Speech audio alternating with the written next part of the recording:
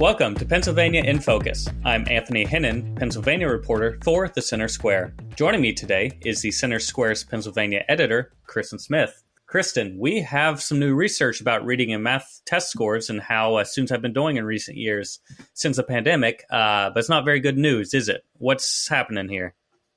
Yeah, it's about as good as you would expect in the sense that pre-2019, reading scores were several percentage points higher than they are now. We're several years post-pandemic, and there was a lot of hope that as we got back to normal, that students' learning gaps would lessen and the percentages would raise. But that is not what's happening, according to the Commonwealth Foundation, who did review test scores for the most recent testing period, which would have been spring of 2023.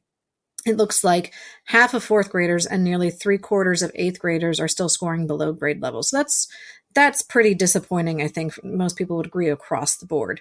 And so reading scores are actually worse than math scores in some cases. But when you look at the state's low achieving schools, which defined by the state as those that test in the bottom 15%, average proficiency rates for math are 11.4%.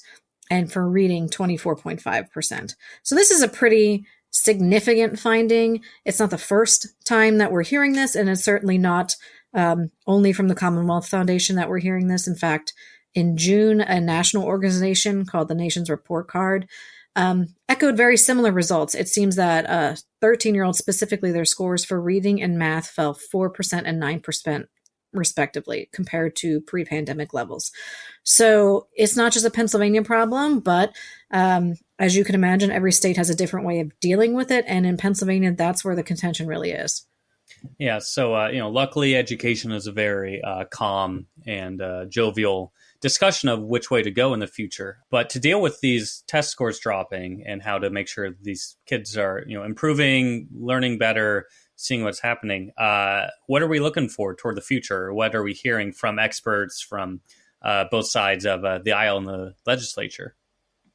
So the question that Pennsylvania has really been trying to answer for the last year, or really 10 years, is that the funding formula that we have for public schools is broken. The Commonwealth Court agreed with that. So now they kind of have two directions that they may go. The first one is, let's give more money to public schools. Let's make it equitable so that poor districts have more money that they need than the wealthier districts, so that all the kids can have the same resources, so that we can hire more teachers, so that schools with toxic lead and mold can be fixed. Those are things that Democrats and teachers unions and other organizations that support Democrats, that's the side they're on. That's what they think needs to happen. Then you have Republicans, you have the Commonwealth Foundation who did this research, and other groups that want more education choice. These are school vouchers. It's, the lightning rod of controversy in the state legislature right now. And school vouchers are taxpayer-funded grants that would be given to families in low-performing school districts to go to private schools instead. In the middle, we have the governor, who has expressed support for both. He says we can, spend more money and also give more choice. But that doesn't really help lead the state in one specific direction, considering our divided government.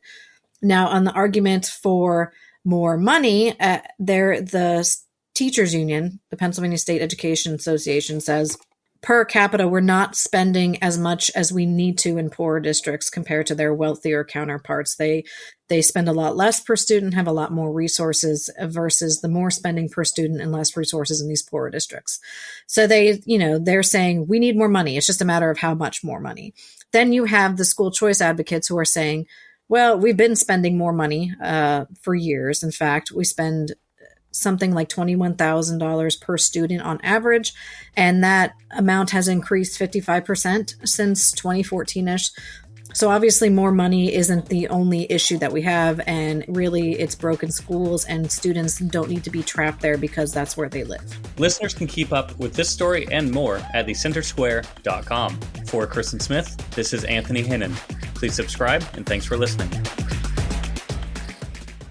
Knowledge is power, and you deserve to know what happens in your state government. That's why the nonprofit Franklin News Foundation is bringing you straight news journalism through the Center Square, reporting on state authorities and publishing stories that show where your money goes and who spends it. By supporting the Center Square, you can track politicians' use of taxpayer money and demand transparency from elected officials. This is how we can equip everyday Americans to hold their government accountable. Become a supporter of Franklin today at franklinnews.org/donate.